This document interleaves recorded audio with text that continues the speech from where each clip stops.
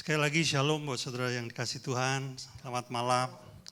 Senang berjumpa dengan saudara. Saya percaya saudara adalah orang-orang yang rindu akan kebenaran firman sehingga malam ini datang. Saya mengucapkan selamat datang kepada para peserta HOTS Angkatan ke-18 yang ikut seminar ini juga kepada Gembala GPDI, Rumah Bapak ya Pak ya. Oke.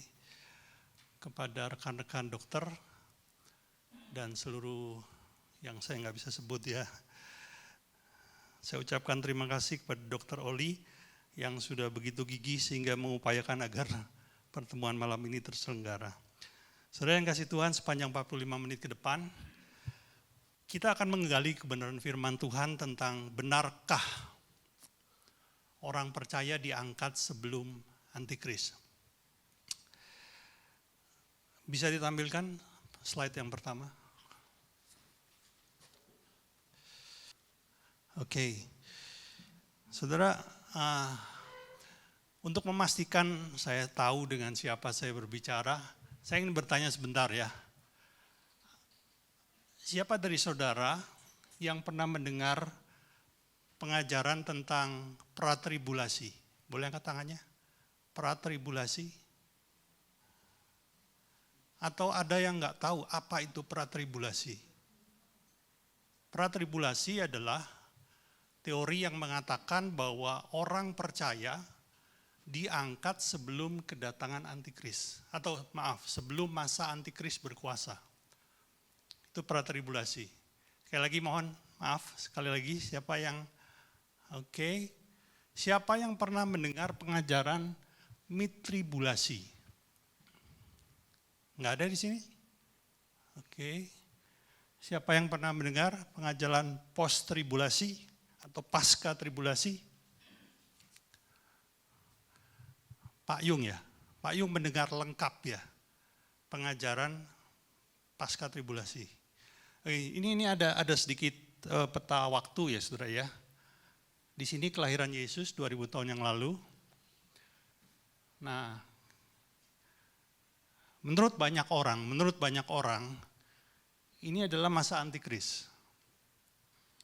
Ya, nanti kita cek kebenarannya, betulkah masa antikris itu 7 tahun atau 3,5 kali 2? Nah, pengajaran pratribulasi mempercayai orang percaya diangkat tepat sebelum masa antikris. Mitribulasi mempercayai orang percaya diangkat di pertengahan. Dan post atau pasca tribulasi mempercayai orang percaya diangkat setelah masa antikris. Kira-kira sederhananya begitu. Jadi bisa saya simpulkan bahwa saudara di sini adalah yang paham tentang pratribulasi ya. Amin ya. Oke. Dan kalau saudara sudah paham, jadi saya persingkat aja. Karena kita cuma bicara 45 menit. Kita akan langsung pada topiknya. Apakah orang percaya diangkat sebelum masa antikris? Saya akan tunjukkan beberapa video, ya. Video ini singkat-singkat saudaraku, diambil dari khotbah dari pendeta-pendeta yang cukup dikenal, baik di dunia maupun di Indonesia. Ya, yang pertama adalah pendeta yang namanya Joseph Prince. Siapkan dulu aja ya. Joseph Prince ini adalah gembala dari NCC Singapura. NCC Singapura ini adalah gereja terbesar di Singapura. Jumlah anggotanya sekitar 35.000. Sedikit sekali, hanya 1 menit. Boleh suaranya jangan lupa ya. Tolong. Jesus. We're not looking for death even. We're looking for Jesus. Anytime it can happen. It can happen today. The rapture is imminent. Once the rapture happens, you can count when he will come back for Israel. Because it's 7 years exactly. So it's not referring to that. The imminence, anytime it can happen, refers to the rapture. Okay, therefore come. Cukup. Tolong disiapkan yang, saya lupa memberi teks itu tadi ya. Cuma isinya begini, bahwa dia mempercayai pengangkatan sebelum 7 tahun tadi. Saudara mengerti ya? Itu yang diajarkan oleh beliau kepada 35.000 anggota gerejanya. Nah, sekarang kita melihat dari salah seorang pendeta yang cukup dikenal di Surabaya khususnya, yaitu pendeta ya. Oke. Dengan kejadian yang dinubuatkan oleh firman tentang akhir zaman, kita berada di titik yang paling kiri, yaitu masa kini. Setiap waktu, setiap saat, Yesus akan turun dari sorganya yang mulia untuk mengangkat orang-orang kudusnya. Gereja Perjanjian Baru akan menyongsong juru selamat dan Tuhannya di awan-awan. Tugas kita hanyalah waspada dan berjaga-jaga, karena kita tidak tahu kapan, saat, dan waktunya. Tak seorang pun tahu di atas muka bumi ini. Tapi kalau itu terjadi, jangan sampai kita ketinggalan, seperti yang diperingatkan oleh Tuhan, 2 orang berjalan di ladang yang... Oke, di pos ya. Perhatikan saudara, pengangkatan orang kudus atau orang percaya terjadi sebelum 7 tahun masa antikris, ya. Sama nggak dengan Joseph Prin dari NCC? Sama ya. Oke, kita lihat satu lagi yang terakhir. Ini adalah pendeta Wirjo mengembalakan gereja di Tangerang. Kalau nggak salah di Malang ada cabangnya ya, WTC ya. Cukup banyak anggota gerejanya. Coba silakan. Saya mau cerita terlebih dahulu di masa rapture. Gereja Tuhan dibangkitkan, yang mati dalam Tuhan bangkit. Pertama terjadi. Yang kedua yang terjadi adalah Kristus turun dan orang yang masih hidup akan diubah oleh Tuhan dalam sekejap mata dengan tubuh kemuliaan dan bertemu dengan Tuhan menyongsong di udara. Inilah peristiwa inilah yang disebut rapture. Nah, saya akan berbicara di pos. Oke. Ini juga sama. Dia sebut 7 tahun tribulasi atau 7 tahun masa kesulitan. Orang percaya diangkat sebelum 7 tahun masa kesulitan. Sudah ada 3 pendeta besar yang mengatakan bahwa pengangkatan orang kudus terjadi sebelum masa antikris. Saudara, mohon jangan sampai salah mengerti. Saya tidak mengatakan pendeta-pendeta tadi itu pendeta sesat, tidak demikian, ya. Tapi nanti kita mau belajar sebetulnya apa kata firman. Kadang-kadang saudara, sebuah kebenaran dalam Alkitab itu tidak muncul seketika. Tapi dia muncul langkah demi langkah seiring dengan penggenapannya atau mendekati penggenapannya. Mungkin di titik ini saudara agak sulit mengerti ya. Coba tolong tampilkan Daniel 12 ayat 8 dan 9. Nah, Daniel adalah nabi Allah yang memperoleh banyak penyingkapan rahasia tentang akhir zaman. Tapi perhatikan, apa yang dialami dia ketika penglihatan itu diberikan Tuhan kepadanya. Adapun aku ini Daniel, memang ku dengar hal itu, tetapi tidak memahaminya.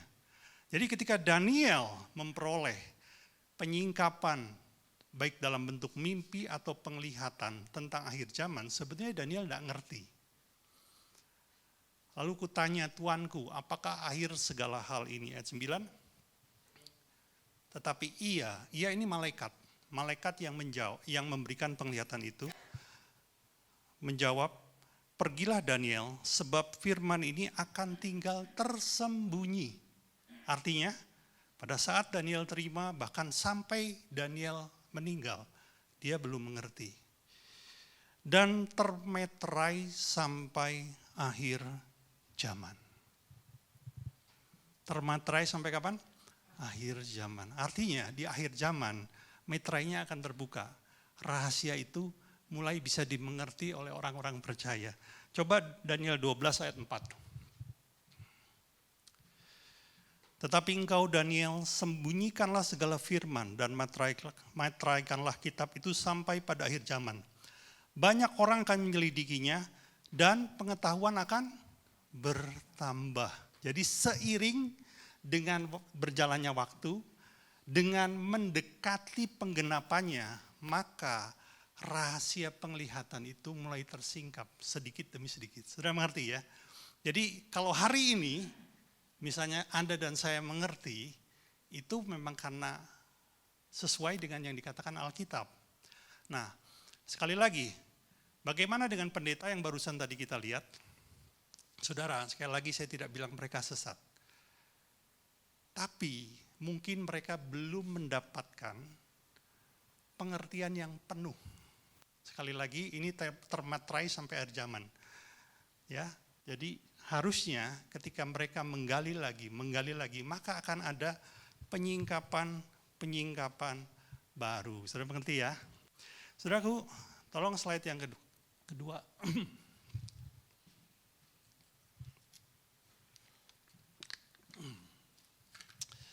Saya percaya saudara tidak kenal sama orang ini. Saya juga tidak kenal, saudaraku. Namanya John Nelson Darby. Dia hidup di antara tahun 1800 sampai 1882. Dan beliaulah yang melahirkan teori pratribulasi. Saudara nggak acuhkan aja ini. Father of dispensationalism itu acuhkan aja itu apa pelajaran teologi ya. Artinya begini saudara. Sebelum tahun 1850 teori pratribulasi itu tidak ada. Halo? Ya. Itu tidak ada.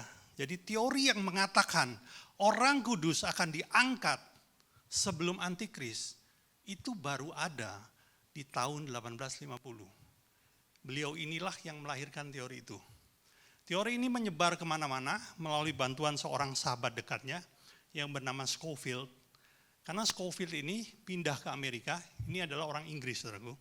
Pindah ke Amerika, lalu Scofield ini membuat Alkitab yang namanya Scofield Reference Bible, atau katakanlah kalau dalam bahasa Indonesia itu sering dikenal Alkitab yang ada komentar kakinya. Sudah pernah baca Alkitab tapi di bawahnya ada komentar-komentar. Nah, komentar yang ditaruh oleh Scofield di Alkitab itu adalah pengajaran si John Nelson Darby tentang pratribulasi. Akibatnya itu menyebar kemana-mana. Yang pertama adalah Eropa, Amerika, dan sekarang sampai ke seluruh dunia. Saya bisa katakan bahwa mayoritas orang Kristen mempercayai teori pratribulasi.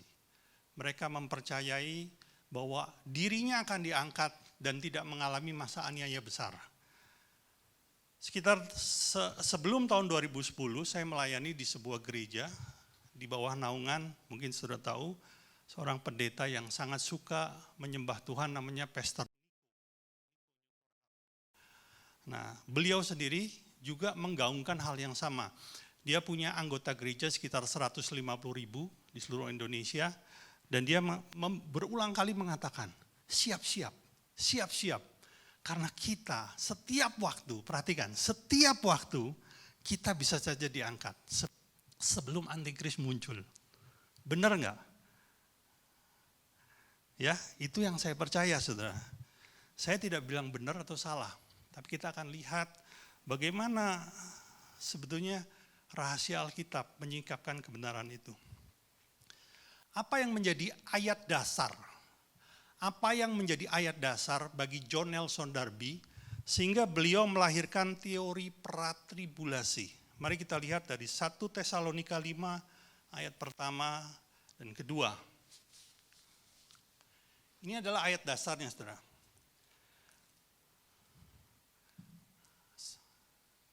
Saudara tahu Tesalonika ini ditulis oleh siapa? Tahu ya, Paulus ya, oke. Tetapi tentang zaman dan masa, saudara-saudara tidak perlu dituliskan kepadamu. Karena kamu sendiri tahu benar-benar bahwa hari Tuhan datang seperti pencuri pada malam. Ayat 9. Karena Allah tidak menetapkan kita untuk ditimpa murka, tetapi untuk beroleh keselamatan oleh Yesus Kristus Tuhan kita. Dan murka ini diterjemahkan oleh John Nelson Darby adalah masa aniaya besar. Itu dianggap murka. Sehingga beliau menafsirkan ya, bahwa orang percaya tidak akan mengalami masa aniaya. Coba lompat ke ayat 9. Karena Allah tidak menetapkan kita untuk ditimpa murka, tetapi untuk beroleh keselamatan oleh Yesus Kristus Tuhan kita.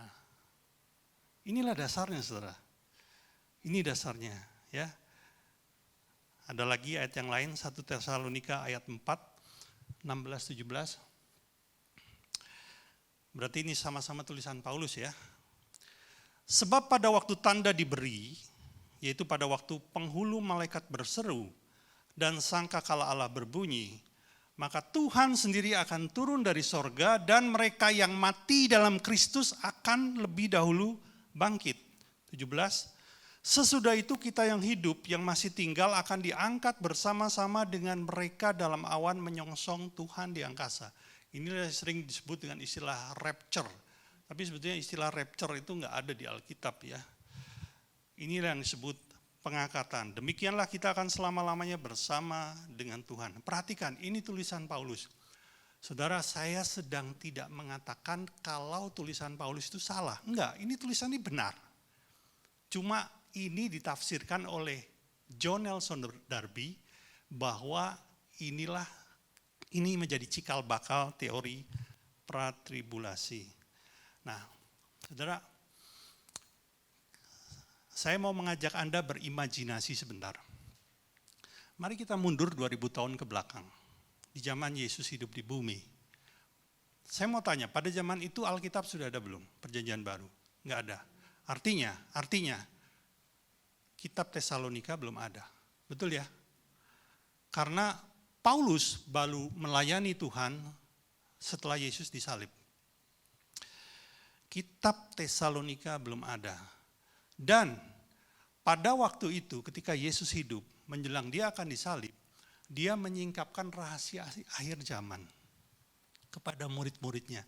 Dan ini tercatat sangat lengkap, terutama di Matius pasal 24. Matius, boleh slide yang ketiga. Matius pasal 24, saudaraku. Ini pengajaran ini lengkap. Nah, harusnya pengajaran Yesus tentang akhir zaman ini menjadi garis besar, kerangka utama. Mungkin supaya saudara mudah mengerti ya. Kalau kita anggap jalan utama dari Malang ke Surabaya, itu Singosari, Lawang, Pandaan, Sidoarjo, Surabaya, itu jalan utama. Betul ya? Itu pengajaran Yesus itu kerangka utamanya. Tapi apa yang ditulis Paulus, apa yang ditulis Petrus, apa yang ditulis Daniel, apa yang ditulis Yeskiel, apa yang ditulis Yeremia tentang akhir zaman, hanyalah informasi pelengkap. Oh, di Singosari ada apa? Nah, itu tulisannya, misalnya tulisannya Daniel. Oh, di Lawang ada apa? Itu tulisannya Petrus ya. Oh, di sini ada apa? Itu tulisannya Wahyu. Itu pelengkap, tapi kerangka utamanya di mana, saudaraku? Di pengajaran Yesus. Nah, pengajaran Yesus pasal 24 itu kalau kita kelompokkan terjadi hanya menjadi 3 bagian saja. Supaya saudara mudah ya, 3 bagian saja. Ayat 4-14 bicara tanda-tanda yang harus terjadi sebelum munculnya antikris. Ya, saya menganggap saudara sudah baca loh ya. Jadi karena waktunya mepet ya, jadi atau kalau nanti saudara pulang bisa baca di rumah. Ayat 15-28 bicara munculnya antikris dan apa yang dia buat selama dia berkuasa. Dan yang ketiga, ayat 29 sampai habis bicara kedatangan yang kedua dan pengangkatan. Coba taruh imajinasimu bahwa Anda adalah salah seorang murid Yesus yang sedang mendengarkan Yesus berbicara. Ya, kita nggak tahu Tesalonika karena Paulus nggak ada, belum ada pada saat itu. Jadi kita sedang mendengar guru kita Yesus dan saya muridnya, dia bercerita tentang akhir zaman. Yang pertama dia bercerita tanda-tanda yang terjadi sebelum munculnya antikris. Yang kedua kemunculan antikris, yang ketiga kedatangan Tuhan. Perhatikan pada bagian yang kedua, yaitu kemunculan antikris. Nah, ini bicara apa yang dia buat atau apa yang terjadi ketika kemunculan antikris. Mari perhatikan Matius 24 ayat 21 dan 22. Perhatikan, anggaplah Anda ini murid ya, sedang mendengarkan Yesus. Yesus bilang gini, sebab pada masa itu akan terjadi siksaan yang dahsyat, seperti yang belum pernah terjadi sejak awal dunia sampai sekarang dan tidak akan terjadi lagi. Jadi ini siksaan yang paling dahsyat. Amin, saudaraku. Perhatikan ayat 22. Dan sekiranya waktu tidak dipersingkat, maka dari segala yang hidup tidak akan ada yang selamat. Akan tetapi oleh karena orang-orang pilihan, waktu itu akan dipersingkat. Saudara coba cermati sedikit. Saudara baca ulang dalam hatimu. Kalau menurut saudara orang pilihan sudah diangkat belum? Perhatikan baik-baik. Kalau orang pilihan sudah diangkat, waktu tidak perlu dipersingkat. Betul? Orang pilihan sudah aman di surga. Oke? Oh, ya tapi itu belum jelas, Pak. Oke lah, anggaplah belum jelas ya. Kita lompat ke ayat 24. Sebab Mesias-Mesias palsu dan nabi-nabi palsu akan muncul, dan mereka akan mengadakan tanda-tanda yang dahsyat dan mujizat-mujizat, sehingga sekiranya mungkin mereka akan menyesatkan orang-orang pilihan juga. Coba, tolong dipakai ya logikanya. Orang pilihan sudah diangkat belum? Oleh karena itu bisa disesatkan, amin. Kalau mereka sudah di surga, mereka tidak mungkin bisa disesatkan lagi. Lalu kita lompat ke kedatangan Tuhan. Ayat 29 sampai 31. Segera sesudah siksaan pada masa itu, matahari akan menjadi gelap, dan bulan tidak bercahaya, dan bintang-bintang akan berjatuhan dari langit, dan kuasa-kuasa langit akan goncang. Pada waktu itu akan tampak tanda anak manusia di langit, semua bangsa di bumi akan meratap, dan mereka akan melihat anak manusia itu datang di atas awan-awan di langit, dan dengan segala kekuasaan dan kemuliaannya. Dan ia akan menyuruh keluar malaikat-malaikatnya dengan meniup sangkakala yang dahsyat bunyinya, dan mereka akan mengumpulkan orang-orang pilihan dari keempat penjuru bumi. Inilah yang dimaksud dengan pengangkatan. Amin. Kapan terjadinya? Coba lihat ayat 29. 29. Segera sesudah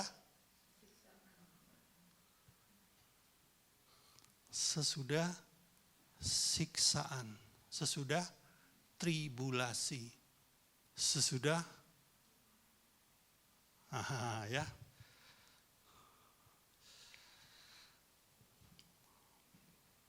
Saudaraku, Yesus memberikan konfirmasi 3 kali bahwa orang pilihan ada di masa antikris, bahkan mereka ikut melewati masa aniaya. Itu bukan kata saya, saudara. Itu kata Yesus ya. Mungkin saudara akan berkata, loh bagaimana dengan ayat yang tadi, yang ditulis oleh Paulus, oke? Tapi enggak apa, nanti itu kita akan bahas, saudaraku. Saya mau ajak saudara mundur sedikit. 700 tahun sebelum Yesus lahir. 700 tahun ke belakang. Pada zaman Daniel masih hidup. Kita akan perhatikan penglihatan yang diperoleh Daniel ketika antikris berkuasa. Yaitu di pasal 7 ayat 25 ya. Ia ini antikris, akan mengucapkan perkataan yang menentang yang maha tinggi dan akan menganiaya orang-orang kudus. Artinya orang-orang kudus sudah diangkat belum? Milik yang maha tinggi, ia berusaha mengubah waktu dan hukum, dan mereka akan diserahkan ke dalam tangannya selama 1 masa, 2 masa, setengah masa. Berarti berapa? 3,5 masa. 3,5 tahun.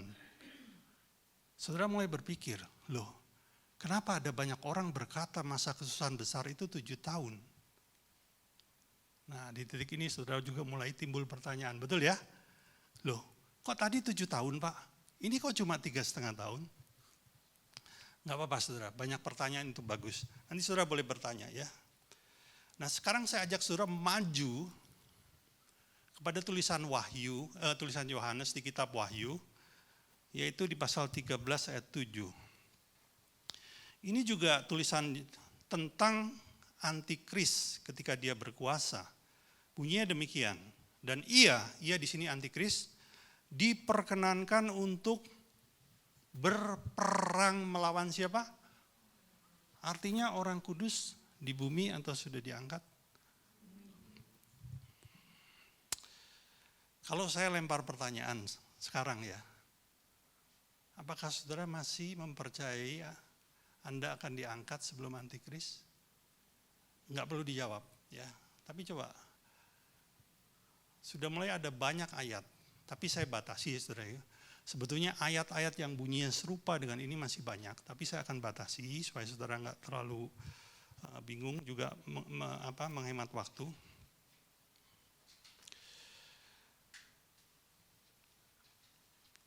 Nah, mungkin saudara berpikir, Pak, bagaimana dengan ayat yang dijadikan dasar oleh John Nelson Darby tentang teori pratribulasi?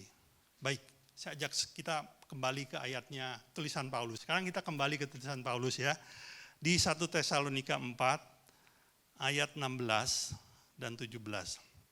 Saudaraku, kali ini saya minta tolong kepada saudara untuk mencermati ayat ini dengan teliti ya. Bunyinya demikian. Sebab pada waktu tanda diberi, yaitu pada waktu penghulu malaikat berseru dan sangkakala Allah berbunyi, maka Tuhan sendiri akan turun dari surga, dan mereka yang mati dalam Kristus akan, di sini ada informasi waktu, akan lebih dahulu bangkit. 17. Sesudah itu, kita yang hidup, yang masih tinggal, akan diangkat bersama-sama dengan mereka dalam awan menyongsong Tuhan di angkasa. Demikianlah kita akan selama-lamanya bersama dengan Tuhan. Saudara, informasi waktu yang tadi kita baca memberikan sebuah kita keterangan bahwa kebangkitan orang mati, maksudnya orang yang mati dalam Tuhan, harus terjadi lebih dahulu sebelum pengangkatan. Amin. Ya, coba. Ya. Lebih dahulu bangkit, 17. Sesudah itu. Jadi itu memberi informasi waktu bahwa pengangkatan tidak akan terjadi kalau tidak didahului oleh kebangkitan. Saudara tangkap nggak ini? Amin saudara ya. Nah, pertanyaan berikutnya bagus jadinya. Kalau begitu, kapan terjadi kebangkitan Pak? Kalau saudara tahu kapan terjadi kebangkitan, maka saudara akan tahu kapan terjadi pengangkatan. Kan begitu toh? Ya, saya buat gampangnya begitu. Saudara, kebangkitan yang dimaksud di sini adalah kebangkitan orang mati, hidup dan tidak mati lagi. Tolong ya, tolong dibedakan. Bukan orang yang mati, hidup, mati lagi. Bukan. Ini yang mati, hidup dan tidak mati lagi. Artinya dia hidup kekal.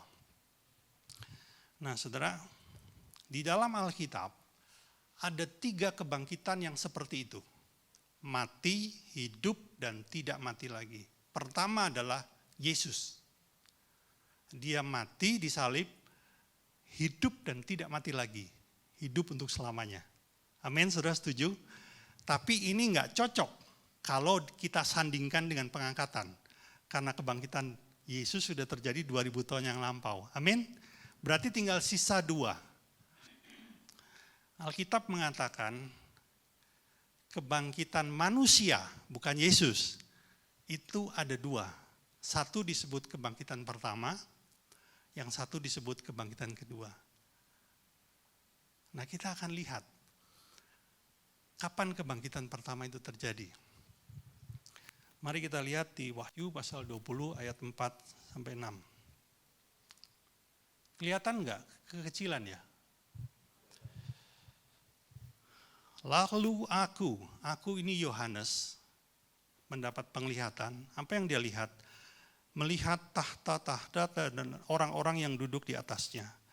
Kepada mereka diserahkan kuasa untuk menghakimi. Aku juga melihat jiwa-jiwa mereka yang telah dipenggal kepalanya karena 1, kesaksian tentang Yesus. 2, karena firman Allah. 3, tidak menyembah binatang dan patungnya. 4, tidak menerima dahi dan tangan mereka. Ayat 5. Saya lanjutkan ya. Mereka hidup kembali dan memerintah, saya ulangi, mereka hidup kembali dan memerintah sebagai raja bersama-sama dengan Kristus untuk masa 1000 tahun. 5, perhatikan ayat 5. Tetapi orang-orang mati yang lain tidak bangkit sebelum berakhir masa 1000 tahun. Inilah kebangkitan pertama. Ayat 6, berbahagia dan kuduslah ia yang mendapat bagian dalam kebangkitan pertama itu. Kematian yang kedua tidak berkuasa lagi atas mereka. Tapi mereka akan menjadi imam-imam Allah dan Kristus dan mereka akan memerintah sebagai raja bersama-sama dengan dia 1000 tahun lamanya. Artinya kebangkitan pertama terjadi kapan saudaraku? Coba kembali ke ayat 4. Aku melihat yang tidak menyembah binatang, antikris ya, dan yang tidak menerima tanda pada dahi dan tangannya. Ini orang-orang yang mati dipenggal pada masa apa? Aniaya, betul enggak? Pada masa antikris berkuasa. Artinya kebangkitan pertama terjadinya setelah masa antikris, saudaraku. Betul enggak? Orang-orang yang mati dipenggal karena dia menyembah antikris baru terjadi pada masa aniaya. Kalau kita gabungkan dengan tulisan Paulus, ini kan tulisan Yohanes. Artinya pengangkatan terjadi setelah antikris. Jadi seperti yang saya katakan tadi, tulisan Paulus itu tepat dan benar. Tapi perhatikan saudaraku, ayat dalam Alkitab yang ditulis oleh Paulus itu tidak bisa berdiri sendiri. Dia harus digabungkan dengan ayat yang lain, baru timbullah kesimpulan yang benar. Ketika kita ambil ayat itu, lalu kita tafsirkan secara tersendiri, itu akan membawa kita kepada penafsiran yang salah, saudaraku.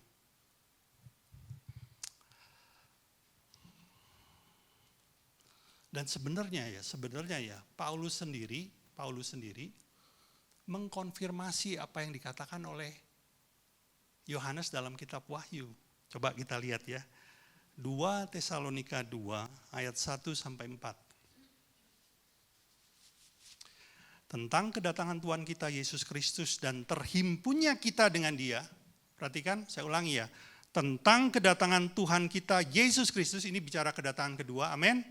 Dan terhimpunnya kita dengan dia, ini bicara pengangkatan, amin. Kami minta kepadamu saudara-saudara supaya kamu jangan lekas bingung dan gelisah. Baik oleh ilham roh maupun oleh pemberitaan atau surat yang dikatakan dari kami. Seolah-olah hari Tuhan itu telah tiba. Ketiga, janganlah kamu memberi dirimu disesatkan orang dengan cara bagaimanapun juga. Sebab, ini ada petunjuk waktu lagi. Sebelum hari itu haruslah datang dahulu murtad dan haruslah dinyatakan dahulu manusia durhaka yang harus binasa. Siapa ini? Antikris. Ayat 4, yaitu lawan yang menindihkan diri di atas segala yang disebut atau yang disembah sebagai Allah, bahkan ia duduk di bait Allah dan mau menyatakan diri sebagai Allah. Artinya, Paulus sendiri mengkonfirmasi tulisan Yohanes di kitab Wahyu itu betul. Bahwa pengangkatan baru terjadi kalau antikris sudah muncul, saudaraku. Sudah berkuasa. Ayo. Saudara masih mau pegang teori pratribulasi? Haleluya. Saudara, saya memberikan sebuah tips ya, supaya kita tidak salah dalam menafsirkan ayat. Penafsiran sebuah ayat itu gagal ketika bertabrakan dengan ayat yang lain. Atau kalau saya balik, penafsiran yang benar tentang sebuah ayat harus selaras dengan ayat di kitab-kitab yang lain. Artinya penafsiran John Nelson Darby itu bertabrakan dengan tulisan Yohanes di kitab Wahyu. Dan itu sebetulnya penafsiran yang gagal, saudaraku. Jangan terburu-buru menafsirkan ayat Alkitab ketika saudara belum menyandingkan atau belum membandingkan dengan ayat-ayat yang lain. Itu cenderung bisa membuat kita salah, saudaraku. Saya kasih contoh ya. Sekali lagi, ini saya tidak sedang berkata hamba Tuhan ini sesat. Tolong jangan dipikir seperti itu ya. Coba klipnya. Lampu? Salah lampunya. Ya. Zaman, Matius 24 ayat 11 berkata, banyak nabi palsu akan muncul dan menyesatkan banyak orang. Kita juga semuanya tahu akan ada muncul nabi-nabi palsu yang akan membuat mujizat, yang bernubuat palsu dan sebagainya. Di dalam bayangan kita, nabi-nabi palsu itu adalah orang-orang yang menyamar sebagai hamba-hamba Tuhan, sebagai pendeta-pendeta. Ya, mereka akan muncul seperti itu, tetapi dampak mereka tidak terlalu besar. Lalu siapakah nabi palsu terbesar di akhir zaman yang bisa mempengaruhi seluruh dunia dalam waktu bersamaan, yaitu media. Nabi palsu terbesar di akhir zaman adalah media. Iblis. Ya, cukup. Beliau menafsirkan bahwa nabi palsu terbesar adalah media, bukan manusia, bukan pribadi. Menurut saudara benar nggak? Kalau kita lihat menurut ayat-ayat Alkitab yang ada, penafsiran beliau ini bertabrakan. Karena dikatakan, nggak usah dibuka deh ya, biar cepat aja. Di Wahyu pasal 13, nabi palsu itu mengadakan mujizat, bahkan bisa menurunkan api dari langit. Media nggak bisa lakukan itu. Di pasal 19 dikatakan nabi palsu itu dilemparkan Allah ke dalam lautan api, artinya menerima penghukuman kekal. Media tidak perlu dihukum kekal, saudaraku. Nah, cuma sebuah sistem. Alkitab dengan jelas mengatakan bahwa nabi palsu itu pribadi, manusia. Ya, ini cuma sebagai contoh aja, saudara ya. Nanti tolong yang ini mukanya di blur aja ya. Oke. Nah, saudaraku, mari saya memberikan sebuah pertanyaan kepada kita semua. Nanti saudara boleh renungkan di rumah ya. Apakah betul orang percaya diangkat sebelum antikris? Itu yang pertama. Dan yang kedua, sesungguhnya kapan pengangkatan itu terjadi? Kalau saudara mencermati apa yang saya sampaikan, saudara bisa menjawab itu ya. Saudara boleh renungkan di rumah ya. Nah, ada satu pertanyaan yang bagus. Mengapa Tuhan Yesus menyingkapkan rahasia akhir zaman ini kepada Anda dan saya, kepada murid-muridnya? Saudara pernah nggak renungan pertanyaan ini? Buat apa sih? Saudara, ada sebuah bencana besar, saya bilang terbesar ya, sebelum The Great Tribulation ini, sebelum aniaya besar ini, yaitu bencana banjir yang menenggelamkan seluruh isi bumi pada zaman Nuh. Itu tercatat di Kejadian pasal 6. Di mana hanya satu keluarga saja yang selamat. Saudaraku, bukankah sebelum bencana itu terjadi, Tuhan memberitahukan kepada Nuh, betul ya? Sehingga Nuh disuruh membuat bahtera. Saudara tahu nggak? Sebetulnya bukan Nuh saja yang mendapat informasi itu. Yang mendapat informasi adalah tetangganya Nuh, orang-orang di kotanya Nuh, dan bahkan banyak orang di luar kotanya Nuh juga tahu. Kenapa? Karena apa yang dia bangun itu mega proyek, saudara. Sesuatu yang sangat besar. Bahtera yang dia bangun itu luar biasa besar. Oleh karenanya bisa menampung segala jenis binatang pada saat itu. Itu luar biasa besar. Dan pasti orang-orang akan bertanya, Nuh, kamu sedang buat apa ini Nuh? Dan ketika Nuh bilang, Tuhan bilang sama saya, sebentar lagi akan ada banjir yang menenggelamkan seluruh bumi ini. Oke, ya boleh dimatikan dulu saja ya, haleluya. Nah, dan untuk itu aku mau membangun bahtera supaya selamat. Saudaraku, pemberitahuan itu sebenarnya untuk apa? Pertama, supaya Nuh bisa mempersiapkan diri. Amin. Sebetulnya juga untuk orang-orang lain juga, sayangnya orang lain tidak percaya. Yang kedua, supaya Nuh tahu bagaimana cara melewati masa itu. Ada sebuah alasan yang mulia kenapa Tuhan memberitahukan Anda dan saya tentang hal ini. Karena Tuhan mau Anda dan saya bisa mempersiapkan diri. Dan kedua, Anda tahu cara melewatinya. Ya. Ini sebenarnya waktunya sudah lewat, saudaraku ya. Tapi saya kasih satu tips saja ya, supaya saudara bisa tangkap dan saudara bisa punya paling nggak punya satu peluru lah gitu ya. Pak, gimana sih cara melewatinya masa itu? Coba kita lihat ayat Wahyu 13 ayat 16-17. Firman ini berbunyi begini. Dan ia ini nabi palsu, menyebabkan sehingga kepada semua orang, kecil atau besar, kaya atau miskin, merdeka atau hamba, diberi tanda pada tangan kanannya atau pada dahinya. Dan tidak seorang pun dapat membeli atau menjual selain daripada mereka yang memakai tanda itu, yaitu nama binatang itu atau bilangan namanya. Saudara masih ingat nggak?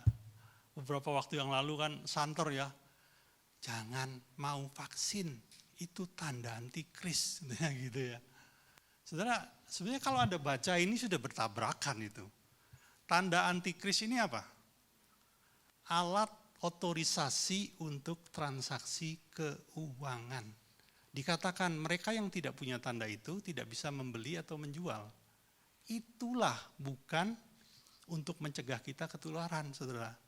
Beda, jauh banget, nggak ada hubungannya, saudara. Ya, artinya begini. Saya memberikan sebuah analogi yang mudah buat jemaat saya di tempat ini.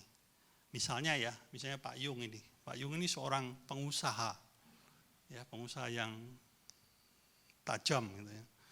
Dan dia melakukan banyak usaha sehingga akhirnya beliau ini bisa mengumpulkan banyak keuntungan. Sampai satu waktu terkumpullah keuntungan di dalam rekening beliau itu 10 miliar. Waduh, tinggal menikmati gitu ya. Ketika dia mau menikmati, antikris muncul. Enggak semenadak itu ya. Maksudnya begini, antikris berkuasa, lalu dia memerintahkan nabi palsunya untuk melakukan penerapan ini. Saudara, kalau saya nggak bicara antikris ya, cuman Alkitab mengatakan bahwa antikris akan menguasai ekonomi. Dan teknologi yang ada hari ini sangat memungkinkan untuk dia menerapkan alat otorisasi ini. Yang ditempelkan di tangan atau di dahi. Ya, memungkinkan sekali. Dan itu alasannya bagus, saudara. Ya, mencegah pencurian, mencegah kehilangan, bahkan juga mencegah orangnya diculik. Ya, karena itu kan nyambung juga ke GPS, ketahuan semua. Nah, masalahnya begini, kita sebagai orang percaya, ya Pak Yung ini kan orang percaya, kalau saya nggak pakai tanda itu, uang 10 miliar yang ada di rekening saya nggak bisa pakai, saudara. Saya tidak bisa pakai untuk menjual atau membeli. Saya tidak bisa gunakan untuk transaksi keuangan. Ayo saudara, milih mana yuk? Halo?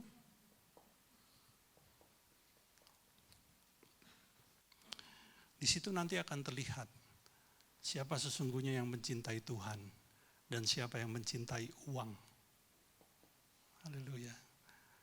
Antikris itu pintar, saudara. Dan dia akan pakai satu senjata. Ada banyak senjata sebenarnya kalau di dalam Alkitab. Satu senjata untuk menggoyahkan iman saudara, yaitu fulus atau uang. Ayo. Coba saya renungkan, saudara renungkan ya. Oleh karena itu Yesus pernah mengajar kepada murid-muridnya demikian. Tak seorang pun dapat mengabdi kepada dua tuan. Karena jika demikian, ia akan membenci yang seorang dan mengasihi yang lain. Kamu tidak dapat mengabdi kepada Allah dan kepada Mamon. Gak bisa. Ada saatnya engkau harus memilih. Kalau itu terjadi emang gampang, saudara. Oh, kalau Anda tidak sejak hari ini melatih dirimu untuk melepas mamon, itu berat. Sangat berat. Kalau Anda tidak sejak hari ini belajar untuk mencintai Tuhan lebih daripada mamon, itu berat. Nggak bisa muncul dengan sendirinya. Kita harus latih.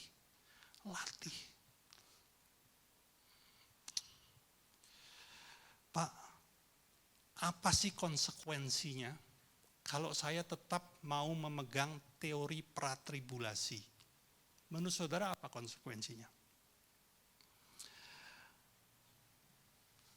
Bayangkan begini, ketika Anda percaya, ya tolong perhatikan ke depan, ketika Anda percaya bahwa Anda akan diangkat sebelum masa antikris, tapi seiring dengan berjalannya waktu, ketika antikris muncul, ketika antikris berkuasa, loh aku kok nggak diangkat? Imanmu mulai goyah loh. Loh, apa yang saya percaya dari Alkitab selama ini nggak benar ya? Bahkan iman percayamu kepada Yesus juga goyah. Makanya tadi di Tesalonika dikatakan, sebelum terjadi itu harus terjadi apa yang namanya? Dua. Satu, murtad. Yang kedua, munculnya sang binatang. Enggak mustahil itu bisa membawa kita kepada kemurtatan. Kita kehilangan iman, percaya lagi. Karena apa? Apa yang kita percaya selama ini ternyata tidak terjadi. Haleluya. Saya sudahi sampai di sini ya saudaraku ya. Saya harap saudara bisa menangkap apa yang saya sampaikan ini. Saya kasih waktu mungkin 1-2 menit untuk saudara bertanya. Nanti jangan buru-buru pulang ya, karena ada dari salah satu peserta yang mempersiapkan makanan dan minuman. Jadi nanti saudara bisa menikmati di luar sana. Tapi kalau saudara mau bertanya, tolong konteksnya ini aja ya. Jangan melebar kemana-mana, nanti nggak selesai-selesai. Begitu. Dan kedua, bagi saudara, ya mungkin seperti Pak Junandri ini kan gembala ya, atau mungkin hamba-hamba Tuhan, atau siapapun lah, yang merasa tergerak, Pak saya ingin bagikan materi ini kepada teman-teman saya, atau mengajarkan kepada kelompok-kelompok persekutuan, saya akan berikan materinya. Silakan saudara pakai. Saya berikan izin saudara untuk mengajarkan kepada orang lain. Saya berikan secara gratis. Ya. Baik, firman Tuhan cukup sampai di sini. Mungkin ada pertanyaan, silakan. Kalau ada pertanyaan boleh tanyakan.